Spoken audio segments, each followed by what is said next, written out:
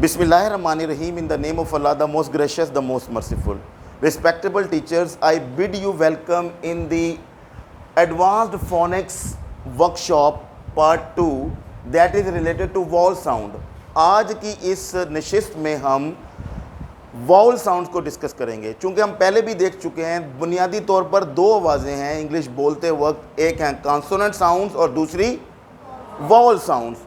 तो इस vowel sounds को हम डिस्कस करेंगे कि जब हम प्रोनाउंसिएशन देखते हैं डिक्शनरी में, हम वाउल साउंड्स को और कॉन्सोनेंट साउंड को कैसे यकजा करके, कैसे मिला करके अपनी वर्ड को पढ़ सकते हैं, उसकी प्रोनाउंसिएशन जान सकते हैं। तो देखिए, इस डिक्शनरी में अगर जब आप देखते हैं, इसको पढ़ने के लिए पहला जो कॉलम बनाया गया वो है सिंबल्स का।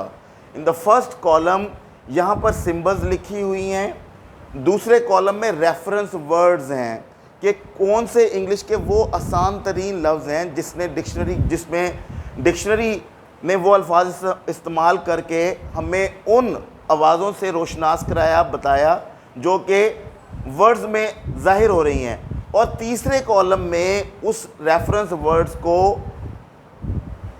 अल्फाज में तोड़ा गया है, आवाज़ों में तोड़ा गया है कि इसके अंदर कौन सी कॉन्सोनेंट साउंड है और कौन सी वावल साउंड है। यहाँ पर आपकी सहूलत के लिए मैंने जो हमारी टारगेट साउंड है उसको रेड इंक से शो किया है ताकि पता लग जाए कि इसकी एक्चुअल आवाज़ है क्या।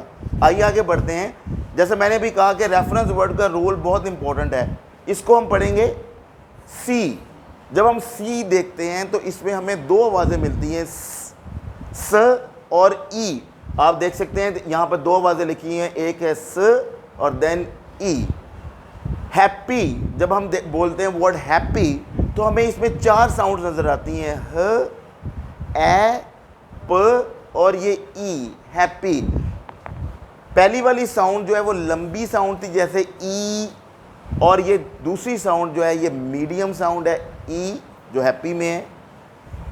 और तीसरी जो साउंड आ रही है सिट, उसकी जो है ट्रांसक्रिप्शन देखें तो स, ई और ट। ये शॉर्टेस्ट साउंड है। पहली साउंड थी सी, ई, फिर दूसरी आई हैप्पी, ई मीडियम साउंड, और ये शॉर्टेस्ट साउंड आ गई ई। तो इस तरह ये तीन साउंड्स कवर हुई। आगे चलेंगे। 10, इसमें ए साउंड जब हम देखते हैं ट्रांसक्रिप्शन तो ट, ए और न, तो हम कह सकते हैं कि ये सिंबल है ये ए को इंडिकेट कर रही है। Cat, we see there are 3 sounds in cat. जो स्टार्टिंग साउंड है और एंडिंग साउंड है वो वॉवल साउंड है, और जो बीच वाली दरमियान वाली साउंड है वो है vowel sound, that is A, cat. आगे चलेंगे। फादर, ये आ का जो है जो आवाज़ है आ, जब हम बोलते हैं फादर तो आप देख सकते हैं कि फ के बाद जो साउंड आ रही है वो आ, फिर ये द, अ और ये र, इसको मिलाकर बनता है फादर। गॉट, गॉट में ओ साउंड, जो वावल साउंड है वो ओ है। पहली साउंड जो इस ट्रांसक्रिप्शन में हमें मिल रही है वो है ग, फिर ओ और ट। इस तरह हमारी टारगेट साउंड जो है वो ओ है। नेक्स्ट, सौ, इसमें अगरचे लेटर्स 3 हैं लेकिन आवाज़ें 2 हैं, स और ओ, तो इसको हमने 100 बोलना है। यहाँ पे मैं इस बात का जिक्र ज़रूरी समझता हूँ कि इसको हमने 100 पढ़ना है, सा नहीं पढ़ना। अगर हम इसको 100 के बजाय सा पढ़ेंगे तो हम फादर वाली साउंड में चले जाएंगे जो कि आ साउंड है, जबकि ये 100 वर्ड में ओ साउंड है दो, जो कि हमें यहाँ पर नज़र आ रही है। इसी तरह पुट, प, उ, ट, तो इस तरह ये जो यू की तरह एक अलामत बनी हुई है ये ऊ को शो करती है। एक्चुअल, एक्चुअल में हम देखते हैं ए, क, च, उ, अ और ल, ये आवाज़ें हमारे अंदर पास यहाँ पर मौजूद हैं, दैट इज़ कॉल्ड एक्चुअल। तो हमारी टारगेट साउंड जो है वो ऊ है, जो इससे ज़रा लंबी, शॉर्टेस्ट थी ऊ, ये उससे लंबी ऊ, और इसके आगे जो आ रही है वो टू में ये लंबी तरीन साउंड है ऊ। सो दैट इज़, हम यहाँ पर देखते हैं ट और ऊ, that is to. Cup, cup, क, अ, प, तो इसकी भी आवाज़ अ की है। फर, फ, र, ये जो रेड कलर की इंक में शो की गई हैं इसमें इसकी आवाज़ें रिफ्लेक्ट हो रही हैं, आप देख सकते हैं। अबाउट, अबाउट, अबाउट में हम देखते हैं स्टार्टिंग साउंड है अ, फिर ब, आओ और ट। यहाँ पर ऊपर आपको एक चीज़ नज़र आ रही है, इस सिंबल को कहते हैं स्ट्रेस। ये प्राइमरी स्ट्रेस है, मीन्स के यहाँ से आवाज़ ने बढ़ना है। से, द वर्ड इज से, सो दिस साउंड इज स और ये ए, से। गो, ओ साउंड जो कि हमें यहाँ पर मिलती है गो। इसी तरह गो में जब हम बोलते हैं हमें दो साउंड्स मिलती हैं, एक है ओ गो और दूसरी है गो, ओ साउंड। तो ये दोनों यहाँ पर शो की गई हैं कि ये दोनों वैलिड हैं, ओ गो और ये गो। आगे चलते हुए हमें डिफ्थोंग मिल रहे हैं। डिफ्थोंग से मुराद वो डबल साउंड्स हैं जो आपस में मिक्स्ड हैं, जो मिली हुई हैं। ज़रा देखिएगा, माए, माए में हमें एक स्टार्टिंग साउंड कॉन्सोनेंट साउंड म और आगे जो है ये डिफ्थोंग है, दैट इज़ आई।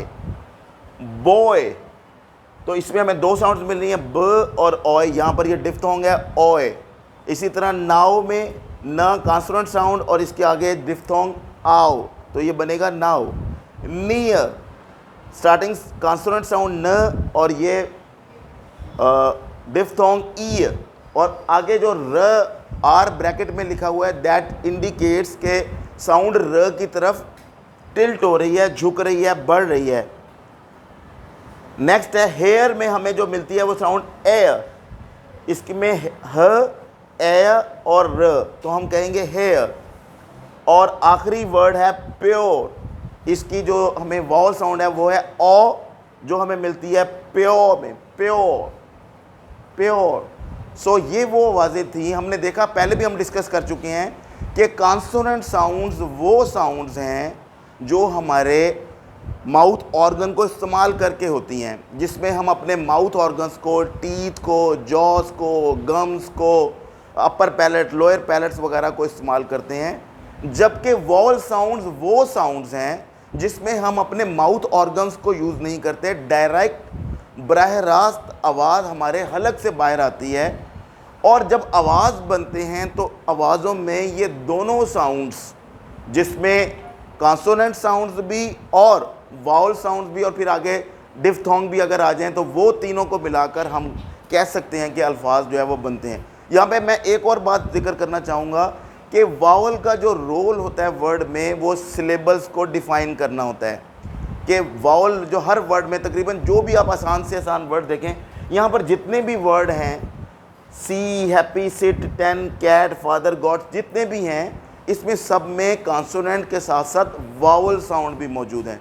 तो इस तरह जो है इन दोनों को मिलाकर हम कह सकते हैं कि अल्फाज जो है वो बनते हैं।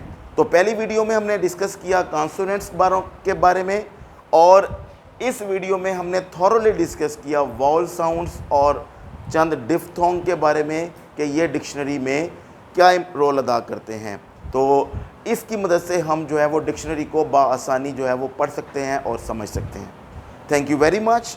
This was Afsar Ahmad on YouTube channel. Please take care of yourself and the people you around. अल्लाह हाफिज़।